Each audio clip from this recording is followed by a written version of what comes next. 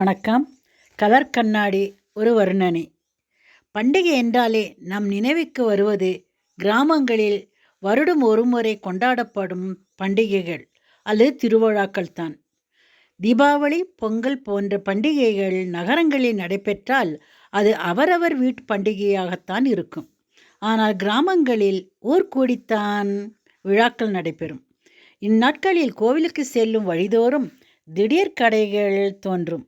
வரிசையாக தரையில் விரிப்பு விரித்து பொருட்கள் விற்பனைக்கு வைக்கப்பட்டிருக்கும். அதில் முக்கியமாக சிறுவர்களை கவரும் பொருட்கள் அதிகம் இடம்பெற்றிருக்கும்.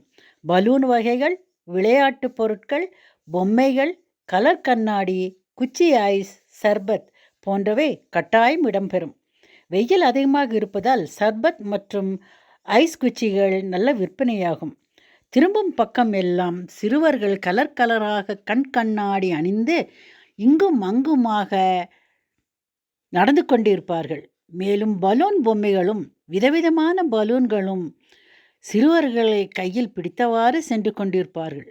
சிறுவர்கள் வேட்டி சட்டை அணிந்து கலர் கண்ணாடி மாட்டிக்கொண்டு ஏறக்குறைய கூலிங் கிளாஸ் போன்றது கோவிலை சுற்றி வருவார்கள். தற்போதெல்லாம் அவர்கள் சட்டைப்பையில் செல்போன் வேறு. அது நிஜமா அல்லது டூப்ளிகேட்டா என்று தெரியவில்லை. ஆனால் பெரும்பாலும் சட்டைப்பையில் செல்போன் வைத்திருப்பார்கள். ஆனாலும் சிறுவர்களின் சேட்டை நம்மை மகிழ்விக்கிறது. நன்றி, வணக்கம்.